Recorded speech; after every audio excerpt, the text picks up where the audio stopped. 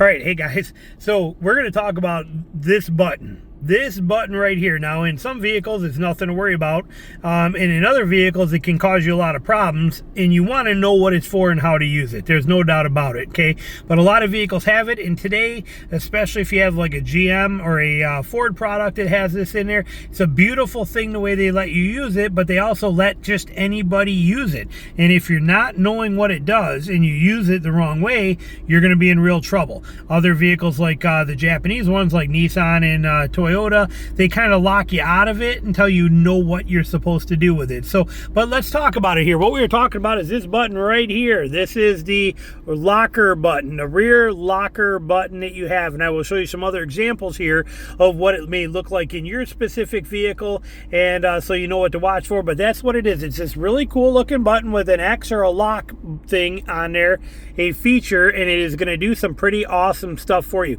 It is a game changer button when you are off-road, but on the road it can also be a game changer in a bad way. So let's dive into it and see what happens. Now we're in my wife's 4Runner here, and you can see there's nothing on the gas, but when I hit this, if I click this right now while we are just sitting here in two-wheel drive, and you know, I hit that, it's just going to flash on my dash. You can see it's just going to sit there and flash, and it's not going to do nothing, and it won't engage because Toyota has safety protocols made in here that will not let this engage unless I am in specific scenarios, okay? Those specific scenarios for this, in order to get that locker to engage in a Toyota, means I have to come to a full stop, I have to put the transmission in neutral, then I have to shift from two-wheel drive or 4 high or wherever I am into 4 low, and then shift back into drive, and then I can engage the locker as long as I'm going under 3 miles per hour. Okay, and then same thing to disengage it. So Toyota makes you work a little harder for it. We're going to cover it in more detail, but now in my Jeep, for example, when we go over here and we pop over into my Jeep and we go into here, Jeep does it a little differently too. Now they do let you use your rear locker in, you can use it in 2 high. However, they do add an extra step in there for you, which I have bypassed because that button is so valuable for me. It's so important in my world. I don't use that. Here we go. Now in mine, I have the locker button right here that you can see underneath here. Okay, there's my locker for front and rear. I can engage my locker anytime I want to, just like you can in a, you can use a rear in two-wheel drive even, just like you can in Ford and like you can in Chevy. But see this, you see I got this one has a lock version. So there's a locker here. So it doesn't matter whether it's an X or a lock. This is the button here that, like I said, can make or break you if you don't know how to use it the right way, or if you use it at the wrong time in the wrong circumstance. So what we're going to do is we're going to go old school to make this make sense. So what we're going to do is go old school. We're going to go in my shop and we're going to use my whiteboard where I can draw this and I can explain what this button does, how it can hurt you, and why you need to understand it so well. So stick around, we'll be right back. All right, we're going to keep this in very simple terms because most people understand what this thing is. This video is for the people that do not. So we're going to keep this very simple and I'm not going to get too technical with spider gears and planet gears and sun gears and you know, crown gears and things like that. We're going to get very simple with this and keep it very easy. But in a nutshell, your vehicle, all vehicles today, when they're going down the road, they are in what is called open differential status, meaning that the back wheels, that all the wheels can turn independently of each other. They have to. When you have a vehicle that's making a turn like this, okay, and it's going to be turning, your 2 wheels here, this one is going to spin much more than what this wheel is going to spin much less. Okay, in order to do that, these wheels, this wheel and this wheel, have to be independent of each other. If they're not, and these 2 back tires were locked together, then it wouldn't do this. This inside wheel would bind and it would jam and you would skip and drag it. So what would happen? So in order for you to be able to turn your vehicle, each wheel has to be able to spin at different speeds. This one's going this fast and this one's going this fast. They need to be able to do that in order for your vehicle to make its turns and move. So we're going to cut this. There's going to be a little skip to them. Hear that? I can feel that skipping and shaking. Okay? That little bit of bind, which you can see if you look at the road here now, we'll actually park this real fast and show you. But when we look at that, you can see that that has just a smidge of bind up in it. See how this wheel here, look at the inside wheel, not so bad. Okay, as we turned into here, this is our front wheel. That's the back wheel where we cut it. But you can see here the front wheel, okay, very, very minor nothing. But you can see the outside wheel has a little bit more slide. See how it's good tread here, skips here, good tread, skips and slides, good tread, skips and slides, good tread, skips and slides. Okay, that effect that we're getting, it goes all the way. Skip and slide, good tread, skip and slide, good tread. That is because you're getting a little binding in the wheel because you have them turned all the way. And you will also feel that in the steering wheel. Well, I'm going to turn this wheel all the way. So when we pull out of here, but you're going to, and I'm going to hold this wheel loosely as we do it. And we're going to have to go forward just a smidge to be able to make that happen. Hold on. So we're going to go forward a little bit. Okay, now I'm going to turn this wheel as hard as I can, and you're going to watch the steering wheel. I'm going to hold it loose, but watch it kind of bounce and jump from me as that wheel skips. Watch. See that? See that? That's that wheel doing that. That's that wheel bind, that skippage.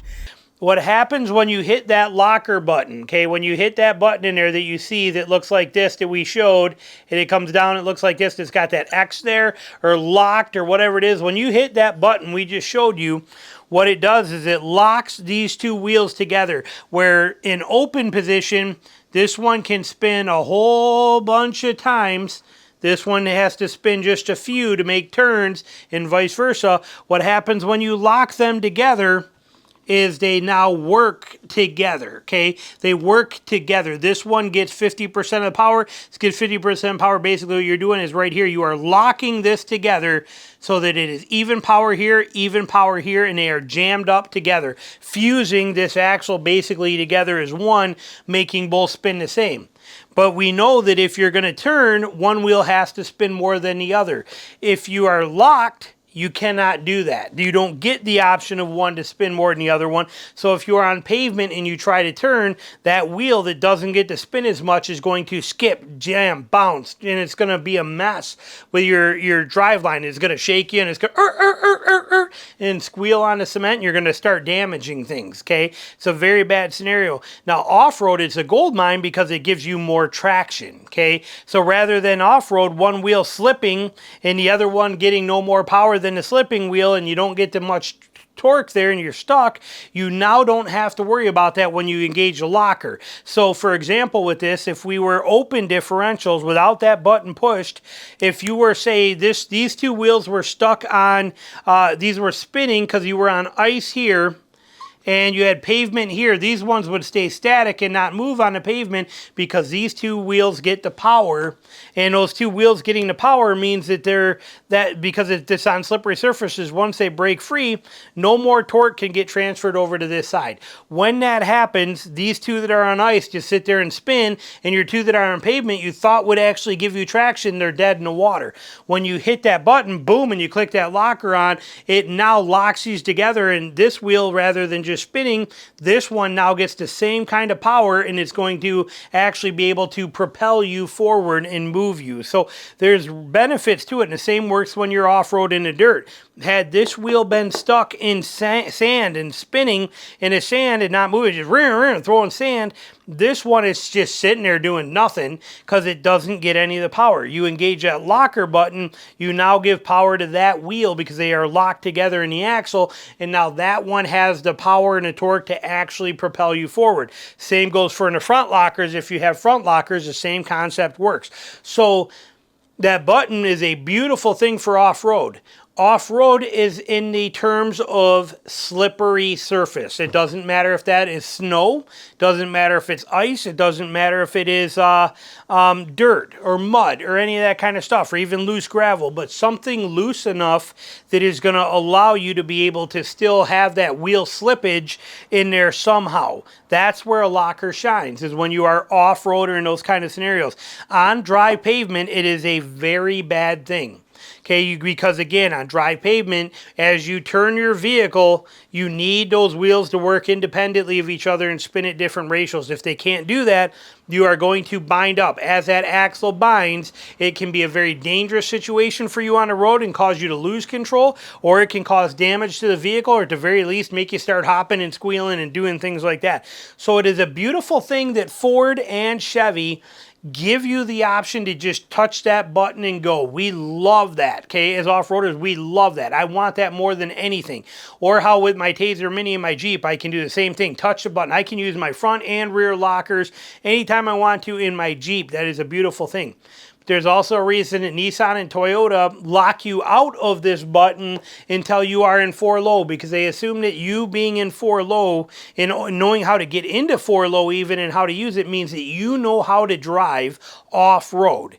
Okay, they assume that you read the manual, that you understand how these things work, you know the limitations, you know the variables, and that you are going to use it responsibly.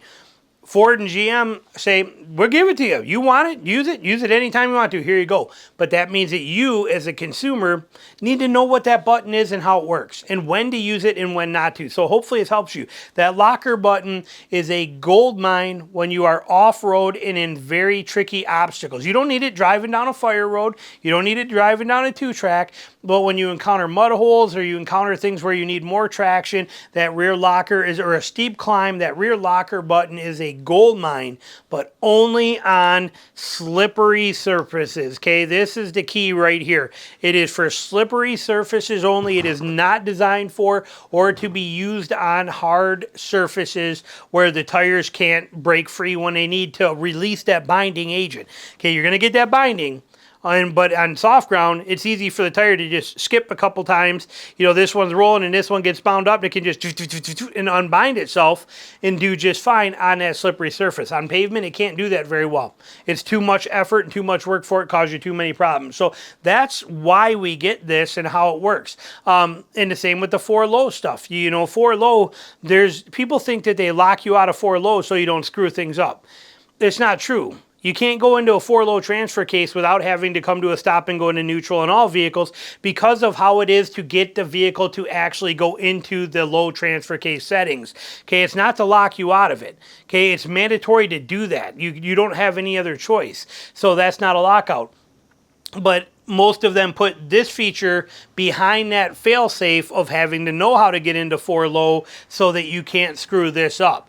Now more and more are giving us this locker on demand. We love it, but you better know how to use it. Hopefully this video helps you understand what that button is, what it does, and when to use it. And in a nutshell, you use it off-road when you need more traction in sticky situations. It is going to be a gold mine. Other than that, don't touch it, don't mess with it. You don't need it for anything. It's still not recommended. I don't recommend using it when you're going down a snowy road either, unless you're really getting bogged down. The reason I say that is usually the traction control in vehicles today is so good, and it does a great job of preventing you from slipping and sliding and your back end swinging out on you, that when you engage that locker and you lock those back wheels together, it's real easy for it to slide left or right on you and give you fits on there too. So like I said, think of that as an off-road obstacle button. I already finished this and cleared that off, but I forgot to mention a very important point in here.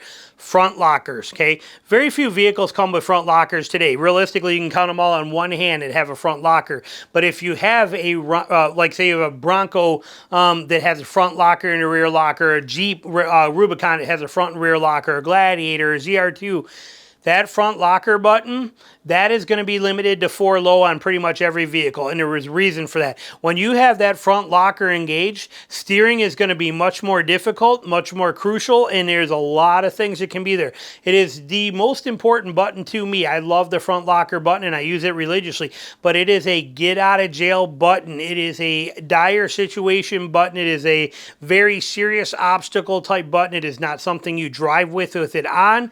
You do not play around with that button. It is a get-out-of-jail-free kind of button, but it is emergency use only. Now, your rear locker you can get away with running down the road with as long as it's, like I said, slippery surfaces where that wheels, those axles can unbind as they need to, like on, a sand road, a gravel road, things like that. You're going to be okay with that.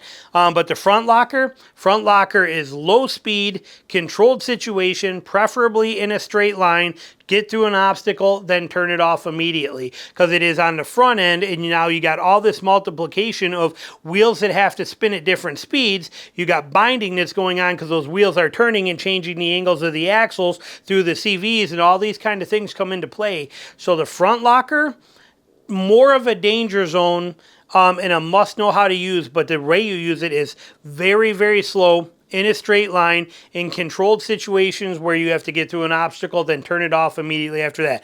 Rear locker, pretty much safe to use whenever you want to, as long as you are on slippery type surfaces and not on hard pack. But still, even then, realistically, you don't need to turn it on until you know you're about to come up to something where you're going to need the extra traction. Again, thanks for watching.